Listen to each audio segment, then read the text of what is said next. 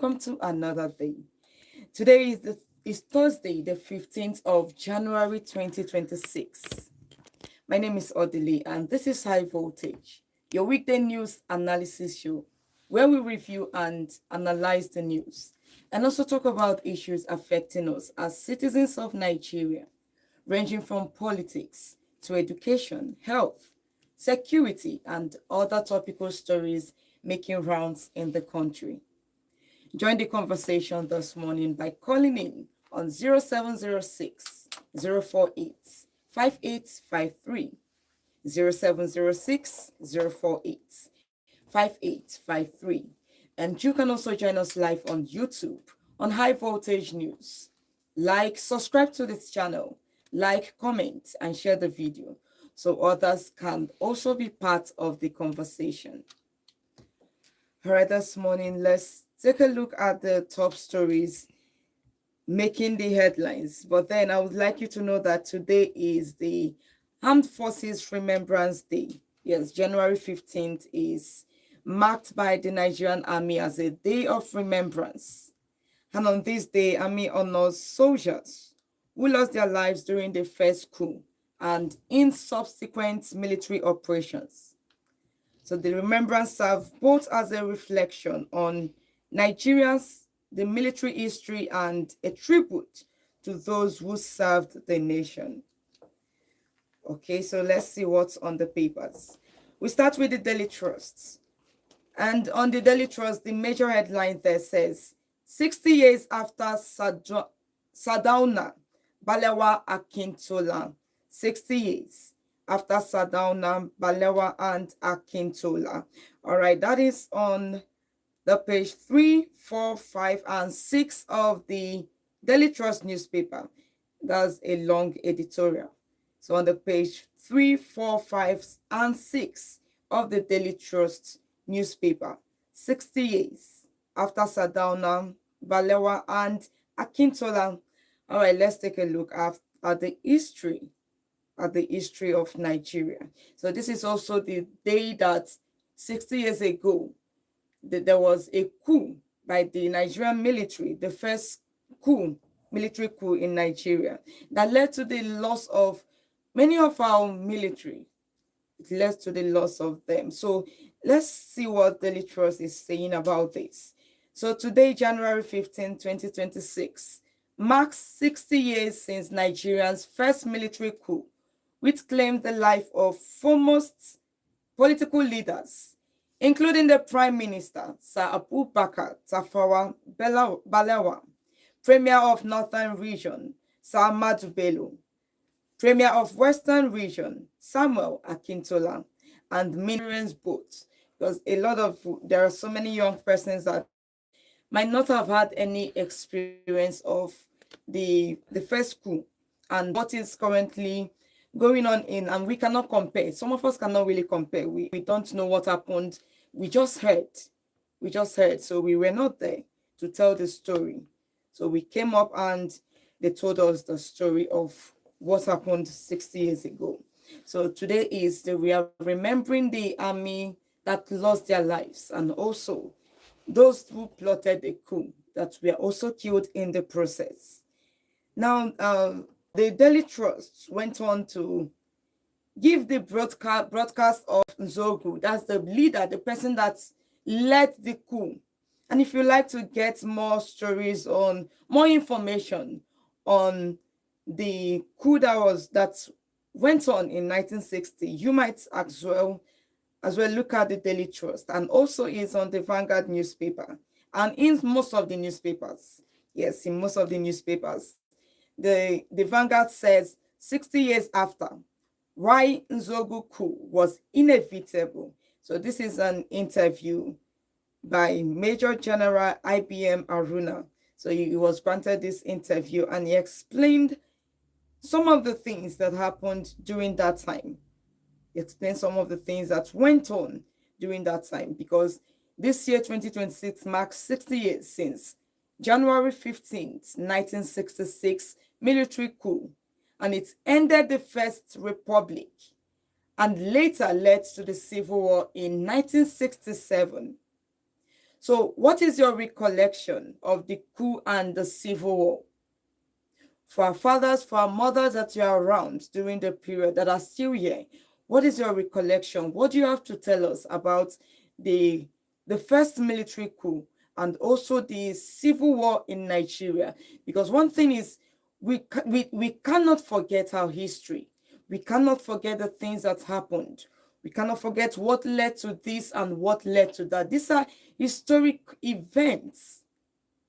These are really historic events that Nigerians, even the little ones, should be aware of. I mean, I heard that years ago, January 15 was a day of something remarkable, a day that you just know that January 15, something is happening in Nigeria. But currently, it doesn't look like that. So it's just what we see on papers. If you don't read the papers, you will not even know that anything happened on January 15th of 1966. So you wouldn't know that. So a lot of young people are not conversant with this story of the first military coup. A lot of persons are not even conversant. They just know that Nigeria had their civil war, but they do not really understand what happened during the civil war, what led to the civil war, when did it start and when did it stop. A lot of young persons are so ignorant of this. So today is a day that we are supposed to, while the army are remembering those who lost, not just the army, we all remember the heroes that lost their lives. We all remember the heroes that lost their lives. So and we continue to do so every January 15, and it's something that the whole Nigerian should be aware of. It's even a day that the president is supposed to give a speech, or maybe the highest in command in the military should give a speech and let us know what is going on in the country.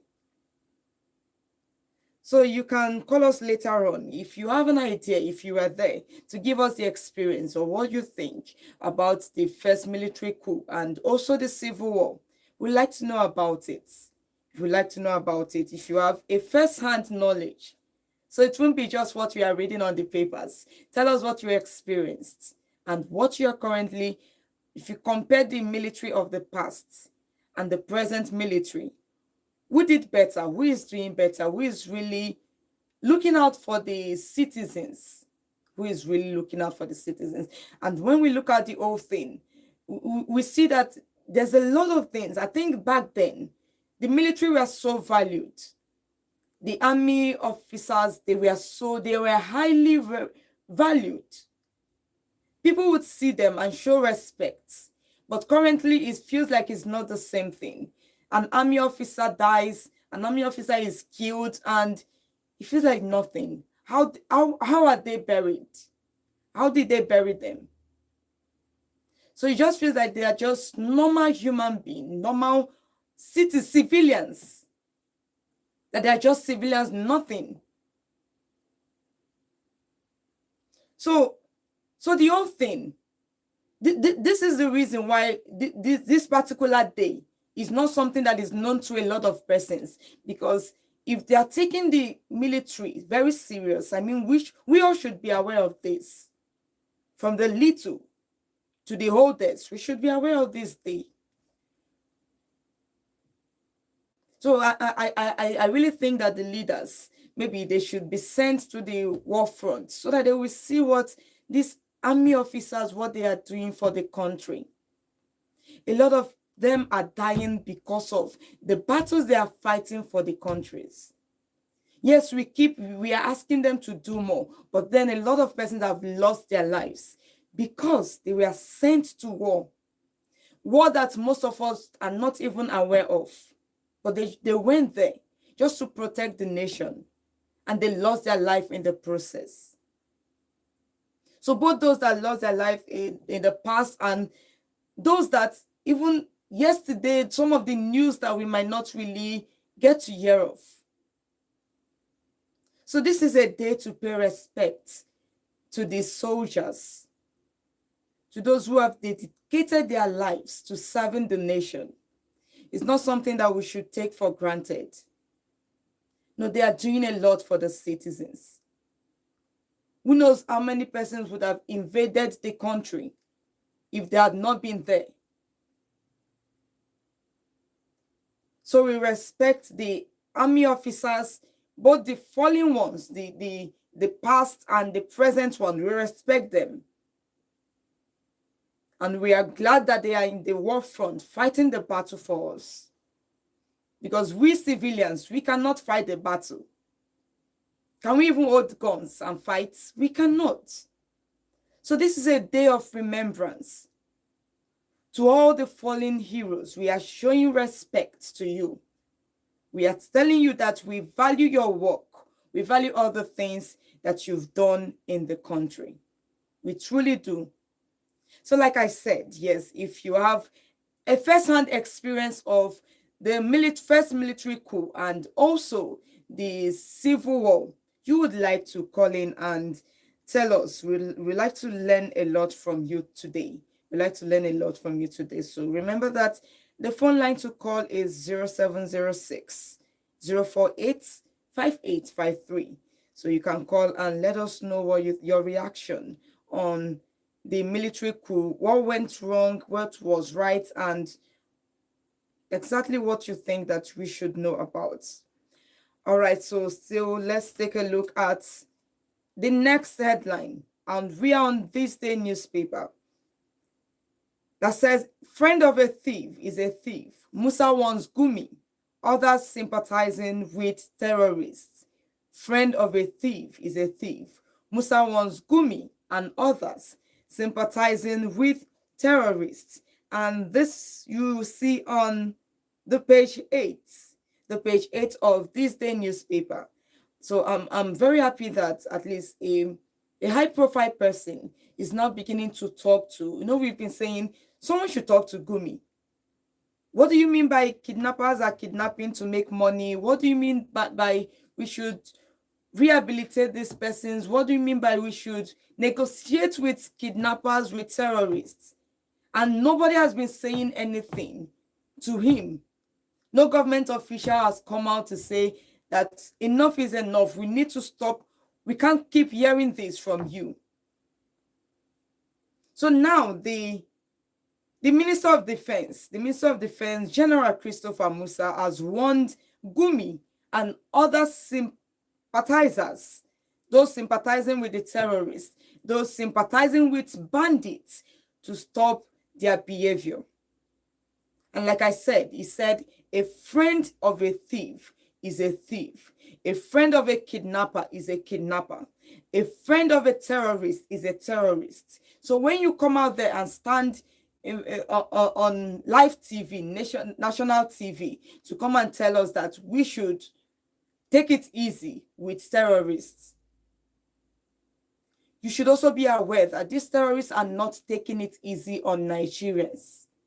So once you come out there to ask us to sympathize with these terrorists, you are part of them. You are part of the problem that Nigerians are facing. So I'm so happy that the Minister of Defense is coming out. The Minister of Defense. So Gumi is like number one person that is so vocal, that is so bold, coming out to talk about terrorists in a way that is offensive to Nigerians. So it's very, is it because nothing has been, maybe it has not affected you? It has not affected your family member, any of your loved ones. That's why you feel that the best thing that you can come out to say is, and the kidnappers are just making money. They're just doing it to make money. So the Minister of Defense is here on the case. Anyone sympathizing with terrorists or bandits is part of them, is one of them. So we cannot keep covering this issue. We cannot keep applauding Gumi or any other persons for the things that they are saying. So that is why I was even asking, when I was like, the military of the past and the present military, which one do you prefer? Because now there are some things we just take for granted. There are some things we just take lightly. Situations like this, it has been happening. Gumi has been coming out to talk about this situation, this issue. So is it something that the military just use mouth and give you a warning? I mean, people like this should be arrested immediately because you seem like a threat to Nigerians. You seem like a threat to the citizens. But then I heard someone that says the military of today is better than the military of the past because these ones are intellectual. These ones are educative. They know some certain things that the past military didn't know. So you are still listening to Volt 104.3 FM. And the number to call is 0706 048 5853. And remember that you can subscribe to our YouTube channel on High Voltage News. Like, comment, share the video for others to be part of the conversation and also for you to stay connected on our YouTube page so you can get more information, more news on the things going on in the country. Remember the channel to like is High Voltage News. Look for it on YouTube and be part of the family. Be part of the family. All right, so let's see if there are more on this day newspaper. Okay, federal government ASU reached fresh agreement to stabilize tertiary education. Federal government ASU reached fresh agreement to stabilize tertiary education. Okay, so that is it. On the Nation newspaper, let's move straight to the Nation. We see Wike Fubara feud. More Rivers lawmaker opt for reconciliation. Wike Fubara feud. More Rivers lawmakers opt for reconciliation. And this is on the page 2 of the Nation newspaper. On the page 2 of the Nation newspaper. And we see that more members of the Rivers State House of Assembly have joined the train of those calling for the termination of the ongoing impeachment process against Governor Sim Fubara and Deputy Governor Ngozi Odu. So traditional rulers in the state as well have constituted a team to seek a solution to the political crisis. So also the leadership of the All Progressive Congress, that's the party that both the governor and the majority members of the assembly belong to, has intervened. They have intervened. And then yesterday, 2 lawmakers appealed to their colleagues to conditionally withdraw the impeachment proceedings. So 2 lawmakers are out of it.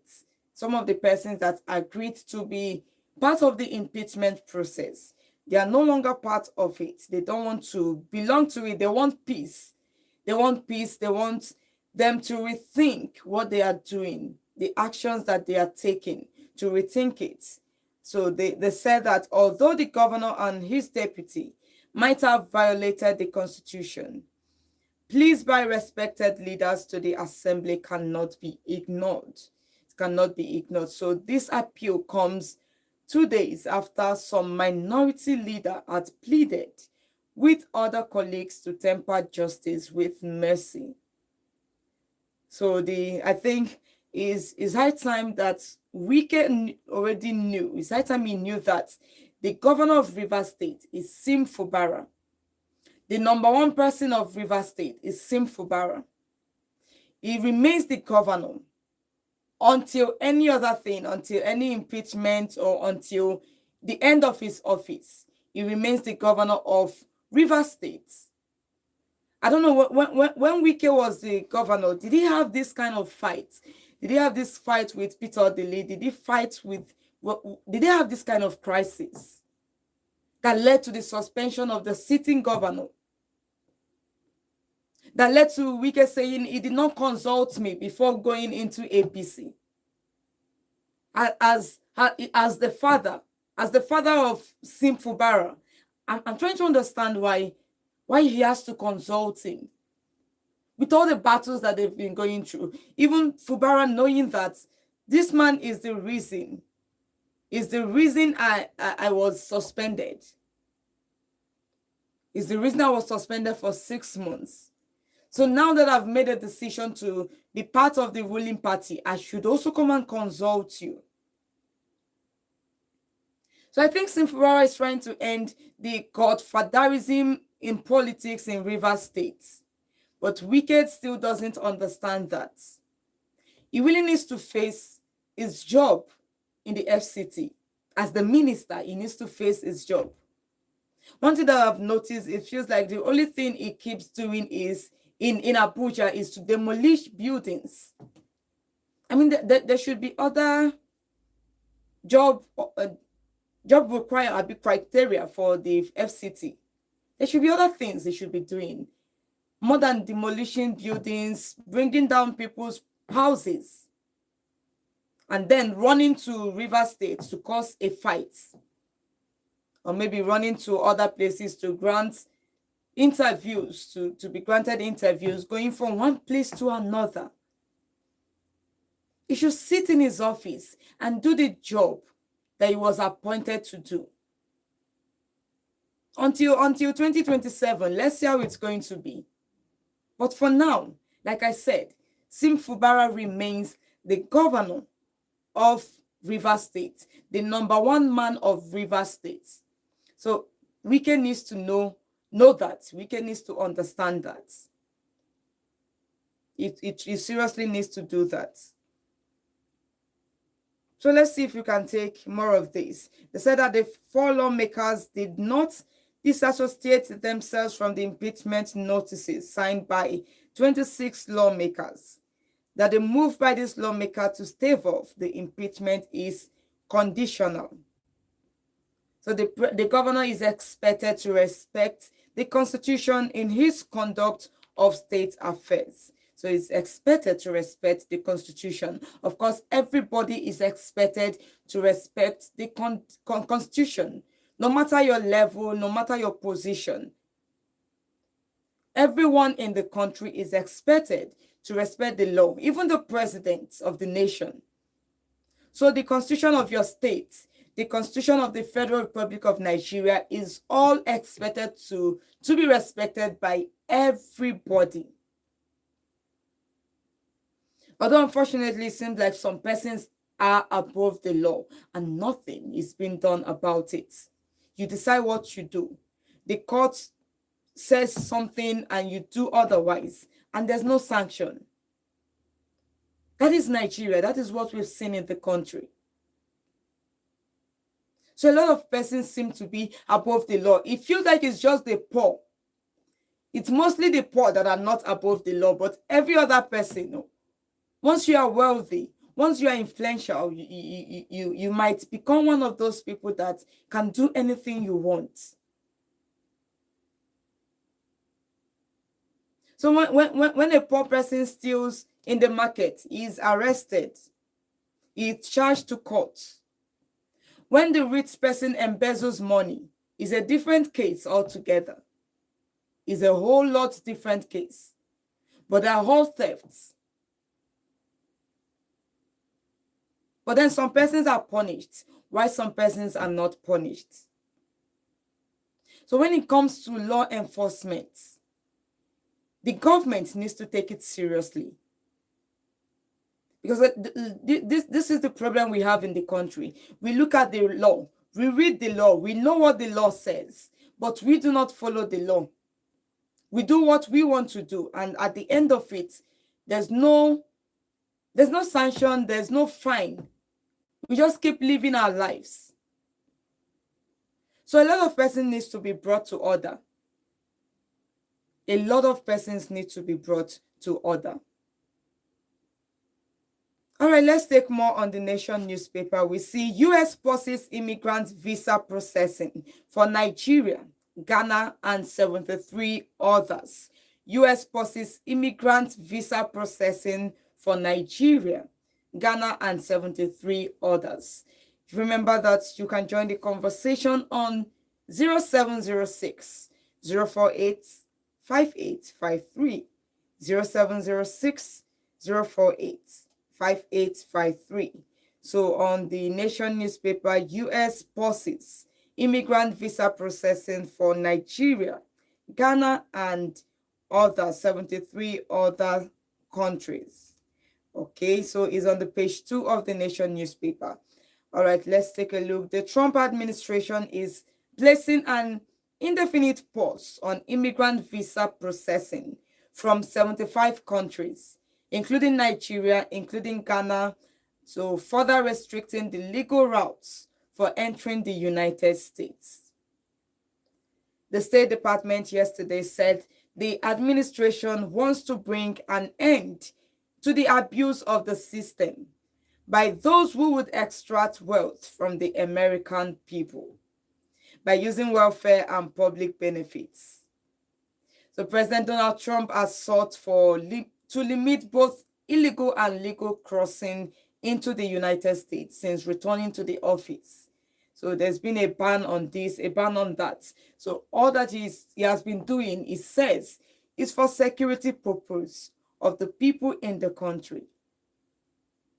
For security purpose of the people in the country. I know that while it affects Nigerians, a lot of persons will say that the president is a wicked person. Why would he try to restrict some of us? Why would he try to restrict some of the countries from coming into their own country?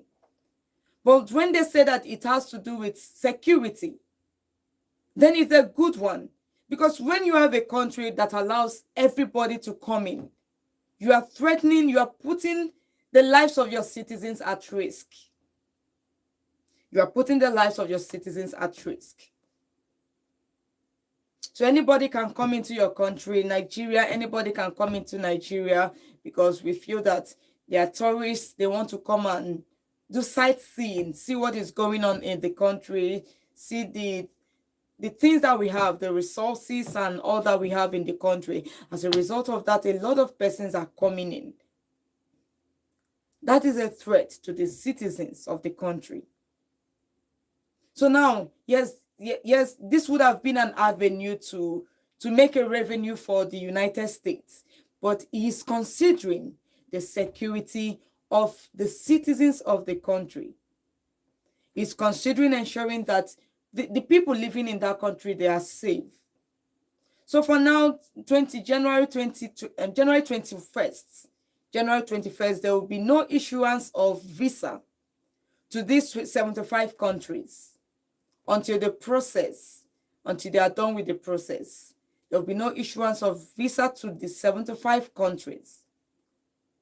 So this is a way to protect your people. This is the way to review the processes involved in allowing people into your country.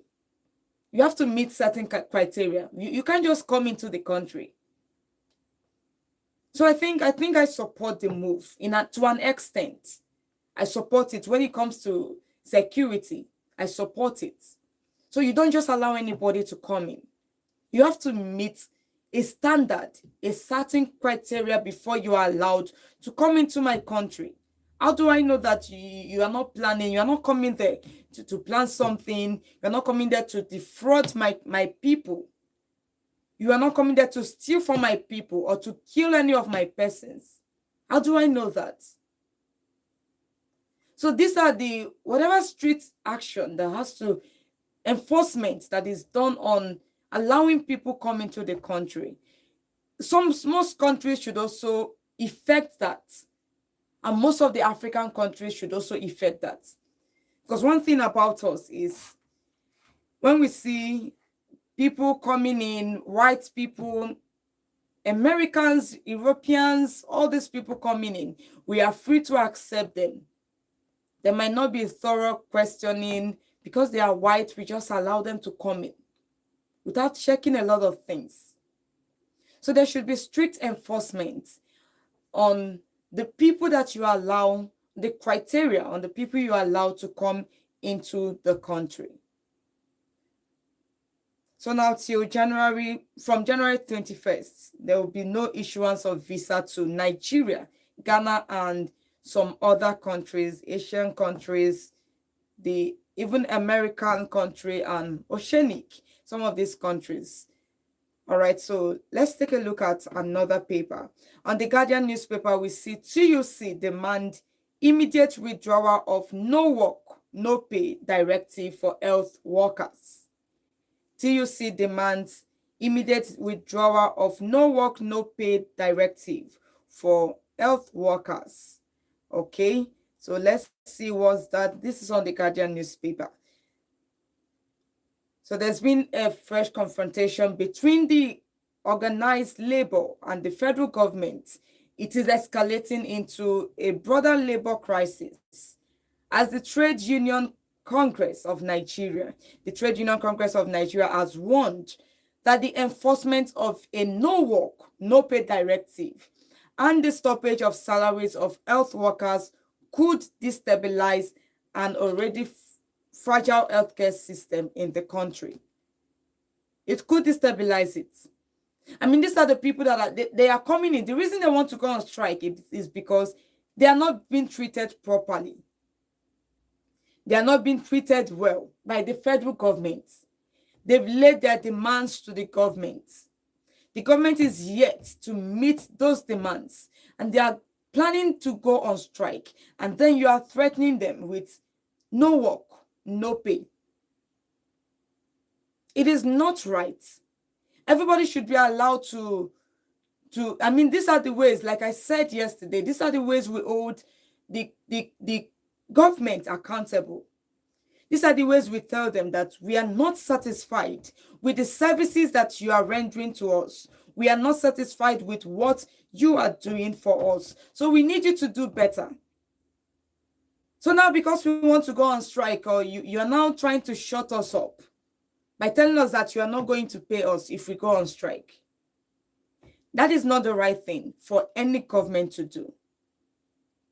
0706-048-5853. Hello, good morning. My daughter, my sister. Good morning. You're welcome. Please go ahead. My sister, every Sunday in church, you never observe the church. Okay. On Sunday this week, Mm. any cross junction for your place, you make you cross road, make you look at very well. You see people will be going front, from back, from left, from right, from center, all in the name that we are going to church to serve God as a Christian. Okay. That my daughter, for one place I can't recall now, my head is very hot. That place is said they fear the Lord, yes, they serve their own God. I'm saying it because of Yeso Wike. Yeso Wike is, you know, when you see all these politicians, or these our politicians, including the governor, and say, you're in a church, or none of them doesn't claim to belong to the Christian, and belong to one denomination or the other. But the truth remains that they fear the Lord. Yes, they have the security God that they serve. And it's not the security God that they serve that they are doing everything to satisfy, not human beings. That is why they keep on to pepper people that they not supposed to pepper the ships of God that they're supposed to use. What they are getting from the federal government and from the resources of the land to take care of, they will be suffering the people this month. Now that is number one on weekend. No. Weekend is serving, doing the thing of the God, we serve, not to God. Then coming to the Nigerian army, if I not mistake, I had if I not mistake you, Okay. at Nigerian army now and before. What is the difference? My sister, Nigerian army now has been infiltrated. We have said it many times. Repented the Boko Haram. They used to release and incorporate them into the army. So, my sister, before Buhari, before let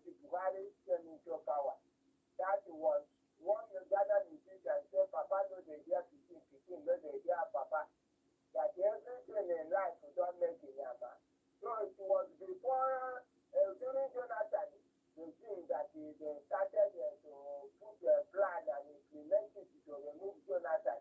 That was when Nigerian army met Myanmar. If you get to that. Okay. Oh, we lost that call.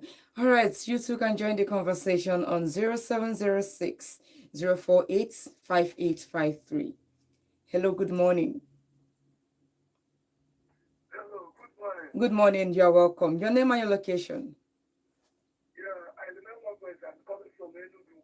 Okay, you're welcome. Please go ahead. Please, your name is very important for the tourists because the tourists like to call you by your name, but sometimes you do forget. My name? And your friend. Your name is what? My name is Odili. Odili, yes. Keep on repeating it. Okay. The tourist listening to you is your friend. All right, all right, all right. The only friend you have. All right. Yeah. As I say, I remember one person calling from Enugu. Okay. My sister. Mm. If I say I am tired in this country, it may look inconsequential statement from one person. But if I say any other thing, I don't know how people see it. But the truly thing I said to me, know which area I'm coming from. The reason why I'm wasting my credit calling you is because your utterance presenting is all positive to the receiver. I like the way you talk. Thank I you. like the way you make everything clarified. Thank to you. the ear of the tourist. Thank you. My point got direct to this. And sometimes I wonder the kind of leaders we have. Are they patriotic? Are they unpatriotic? Why I say this is because civil servants, some of them are still correcting the same amount they are correcting. That's before the minimum wage increment. Yes. Okay. In this bad economy.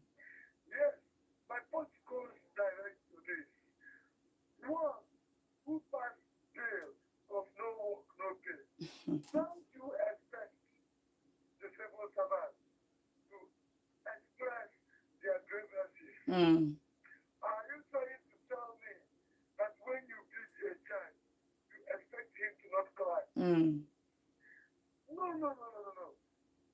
The people are not ready. The system is not working. Exactly. Let us tell ourselves. Let them remove the bill of no work, no pay. Myself, if I tell you my profile in academic level, you will be shocked.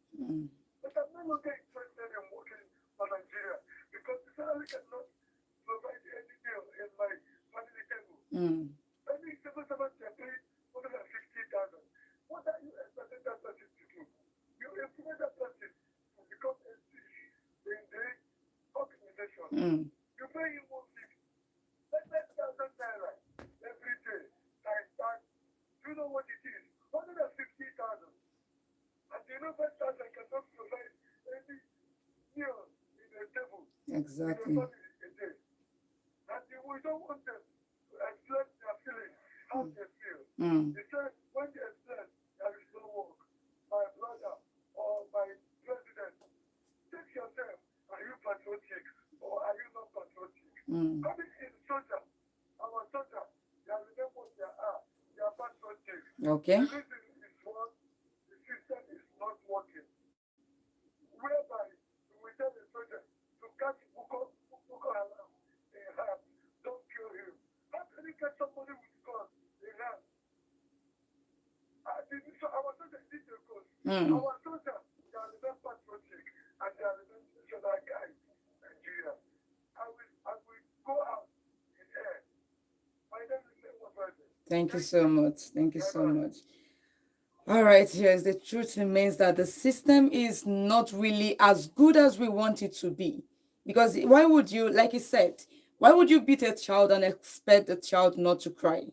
So while a lot of threats coming from the NLC trying to go on strike, the health workers going on strike, well, fortunately, they said that ASU and federal government have come to an agreement. So we are not really expecting any strike yet from ASU.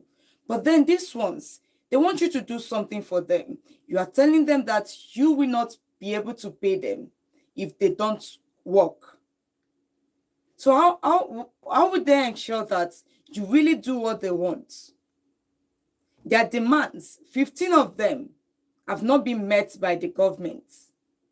And these are the same health workers. These are the same persons that are meant to be taking care of the sick, the patients. And then when you leave them frustrated and they come to work so frustrated, so angry at the system of the country, what do you expect on the lives of the people? I mean, this is, most of our leaders, they don't treat themselves in Nigeria, so they might not really understand this. But we need them to start understanding.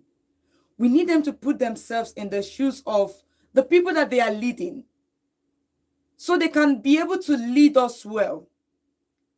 Because when you have the money to fly out of the country, or from one state to another, you are flying. When you have the money, you will not be able to understand the plight that we are going through on the road. When you fly out of the country to treat yourself medically, you will not be able to understand what we are going through in the health sector. It's time the high time they started using the facilities in the country, so they will understand the reason they need to do better and improve the systems, the services in all the sectors of the country. So because of time, this is where we are going to be ending it this morning. But then we are urging the government, do better in every area: security, health-wise, education. Do better as a leader, as a governor, as a president, as a minister.